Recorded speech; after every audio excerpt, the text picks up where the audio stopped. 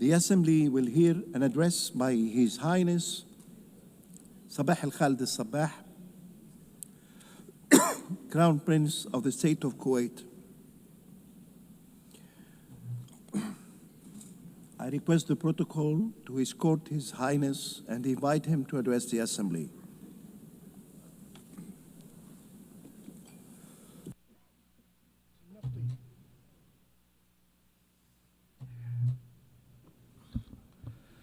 Bismillah ar-Rahman ar-Rahim.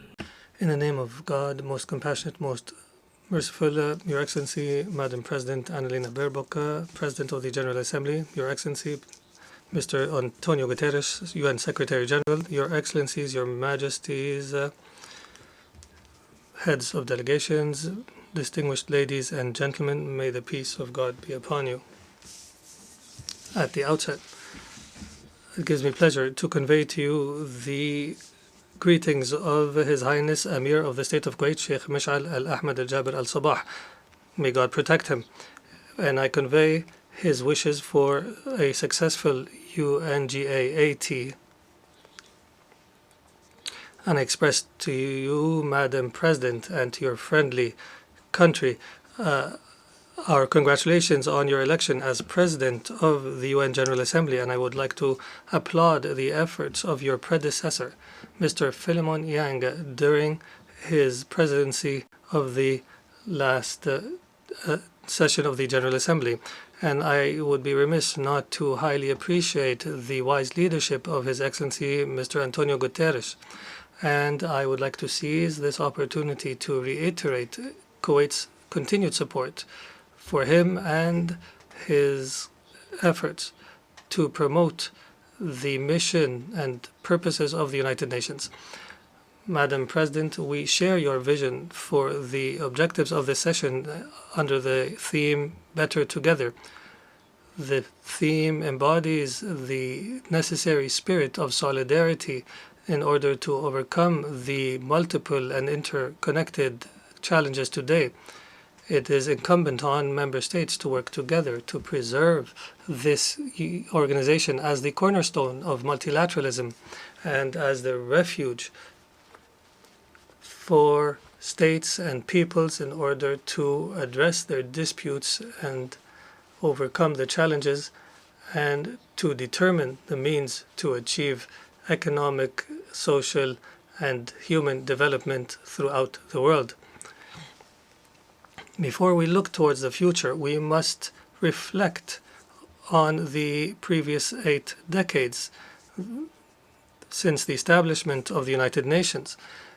The UN was established when countries agreed in 1945 to save succeeding generations from the scourge of war, which twice has brought untold sorrow to mankind. While we have not seen a third world war since the establishment of the UN, we did witness, and especially lately, an incapacity to address the political challenges and security, climate, human, and health-related challenges as necessary. In addition, we must heed the lessons of our shared failures in the context of this organization.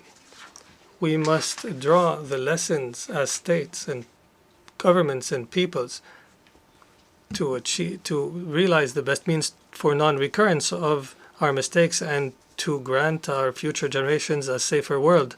Madam President, there are multiple successes of this organization that we cannot forget. I recall here gratefully some of the most prominent success stories of the United Nations and of the Security Council in particular, when the world 35 years ago stood in solidarity with the state of Kuwait and in support of truth, justice, and the rule of law. On the 27th of September 1990, the late Amir of Kuwait, Sheikh Jaber Al-Ahmed Al-Jaber Al-Sabah, stood here at this podium carrying a message from a people who have loved peace and worked for peace and who have endured invasion. And the audience in this hall expressed their support for this people, this peace-loving people of Kuwait, and the Kuwaiti people's just cause. And this message of support remains in the hearts of every Kuwaiti citizen today, as well as the efforts to liberate Kuwait from a brutal invasion. The Security Council at the time demonstrated its ability to discharge its mandate for the maintenance of international peace and security. It demonstrated a successful model and succeeded in discharging its duties and adopted a historical resolution to take all means necessary to liberate Kuwait. And this action by the Security Council remains forever remembered in the hearts of the Kuwaiti people. The Security Council at the time embodied an excellent example in achieving justice and peace. And we would be remiss here not to remind the continued human issue that concerns every Kuwaiti, which is the whereabouts and the fate of the missing persons, some of whom have returned to their Lord as a result of the injustice they suffered. And it will continue to be remembered by the state of Kuwait after 3 decades. This multi-dimensional issue, dimensions including human and social and political, requires good faith and determination to be successfully addressed, and requires close follow-up from the Security Council. We hope to heal the wounds of the family members of the missing persons who continue to grieve over their loved ones, and they hope to bury their loved ones in their homeland. In this regard, we welcome the adoption of Security Council of Resolution 2792 this year, which has provided for the appointment of a high-level UN representative to follow up the issue accordingly. And as a result of the consequences of this issue, this representative's mandate must be used to close these outstanding issues in a manner that aligns with the legitimate aspirations of the state of Kuwait and the international community. This is a matter that will undoubtedly contribute to enhancing the cooperation between the state of Kuwait and the brotherly nation of the Republic of Iraq. Madam President, the Secretary General has launched the UN-80 initiative, which aligns with the reform efforts pursued by the United Nations to enhance its effectiveness and efficiency, to make it more fit for purpose and more fit for overcoming the challenges. And when addressing reforms in multilateralism, we must prioritize Security Council reform. We are firmly convinced that there is a dire need to reform the Security Council in a manner that enshrines justice, transparency, and credibility, and the non-selectivity, in order for the Security Council to become more capable of addressing contemporary threats, and so that its composition more accurately reflects the world we live in today. Madam President, Kuwait is honored to preside over the current 45th session of the Supreme Council of the Gulf Cooperation Council. Throughout time, the GCC has proven that it is a major pillar for stability and prosperity in our region.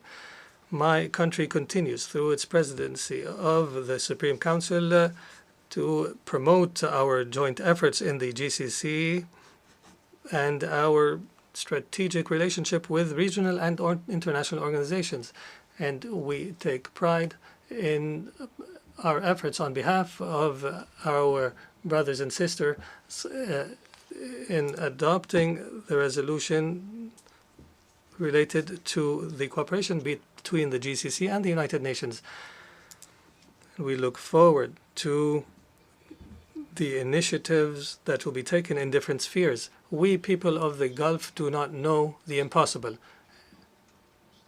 and we will navigate towards the future with strong hearts and determination, believing in our joint destiny. Madam President, our region has witnessed lately a dangerous military escalation and an expansion of conflict, and we have repeatedly warned against this in the past and warned against its consequences for the region, and we condemn in the strongest of terms in this regard the brutal Israeli aggression against Qatar.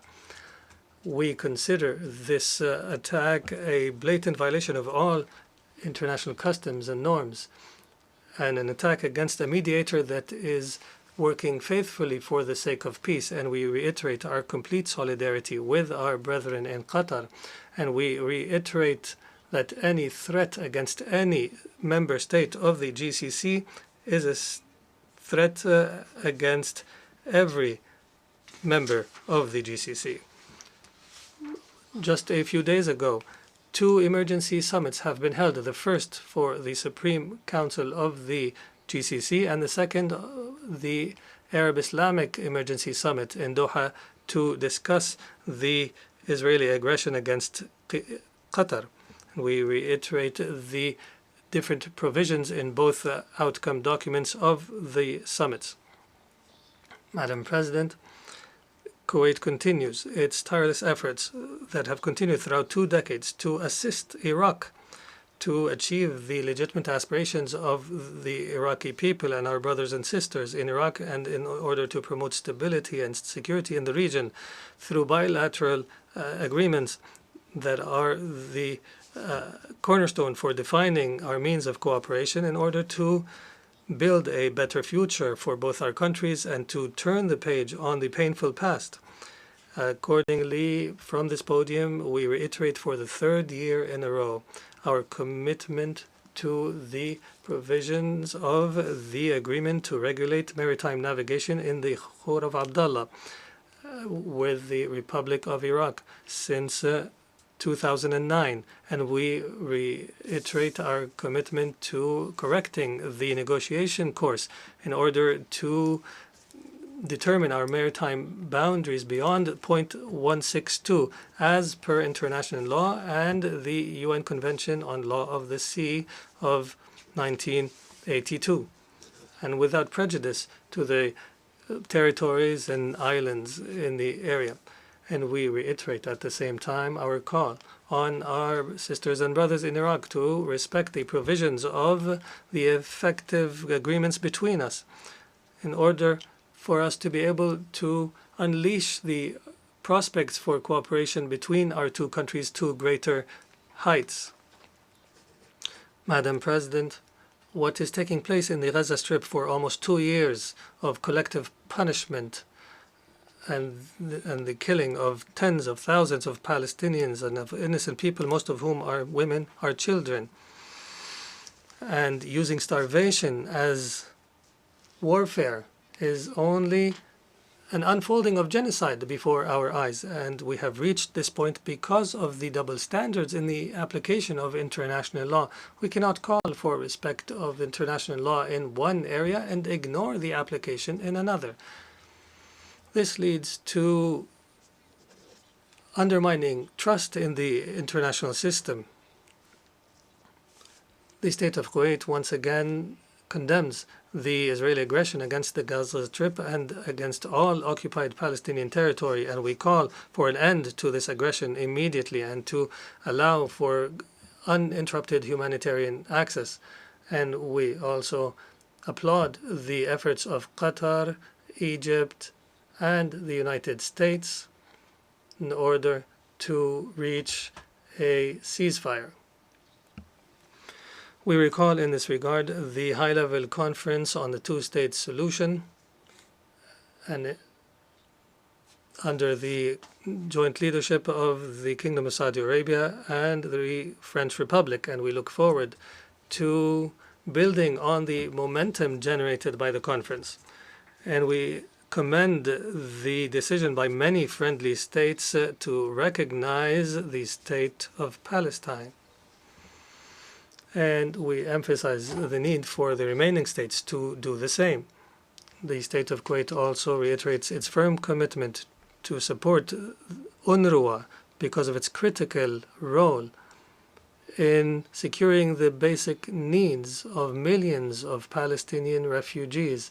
And we categorically reject the settlement activities and forced displacement of the occupying power. And we call on measures to be taken to hold Israel accountable for its crimes.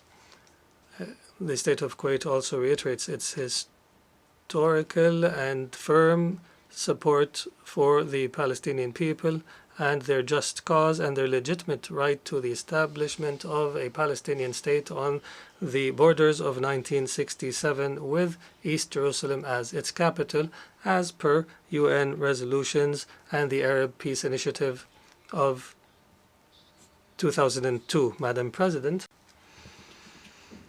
the state of Kuwait stands in support of the Syrian Arab Republic and the Republic of Lebanon in their efforts to build a secure and prosperous future that fulfills the aspirations of their people.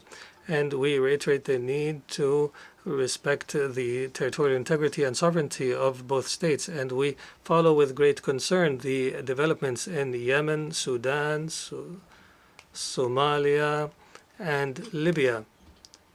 And we call on our brothers and sisters to prioritize wisdom and dialogue in order to settle the disputes in accordance with international law, in order to preserve the sovereignty and the unity, independence, and territorial integrity of these states. And based on our commitment to good neighborliness, we reiterate once again our call on the Islamic Republic of Iran to initiate a serious path to build for confidence building measures, and we believe that creating the conducive environment for negotiations will contribute to resolving the nuclear program and all other outstanding issues. Madam President, we in Kuwait, as a result of our people's determination, continue confidently towards the future as per Kuwait Vision 2035, which aims to establish Kuwait as a financial and trade hub in the region. Similarly, and in parallel, we work to achieve the Sustainable Development Goals, drawing inspiration from the ancestors in their dedication throughout succeeding generations in order to build a safe and prosperous nation. And we reiterate at the same time the important role of Kuwaiti women and Kuwaiti youth in the different areas, and we applaud their contributions on the path towards development and prosperity. Now that only 5 years remain until 2030, we emphasize the need to continue our efforts so that we can achieve these noble goals and to leave no one behind. And based on our experience and our knowledge of the experiences of developing states, we have committed to international development, and the Kuwaiti Fund for Arab Economic Development, since its establishment in 1961, has provided support for development projects in 107 states. And we reiterate our support for global development and our continued efforts to deliver humanitarian assistance throughout the world without discrimination or politicization or conditions. In conclusion, Madam President, the state of Kuwait was and continues to be, as you have known Kuwait throughout time, a strong supporter of the United Nations and its noble efforts in the different parts of the world. We firmly commit to the purposes and principles of the UN Charter and commit to the UN as a beacon of hope and a hub for the coordination of international joint efforts. And we support the international efforts to settle disputes through dialogue and peaceful means. And we believe in a culture of tolerance and peaceful existence and we will continue to love peace, and we will continue to work for the sake of peace, and may the peace of God be upon you. I wish to thank the Crown Prince of the State of Kuwait, Sheikh Sabah Al-Khaled Al-Sabah,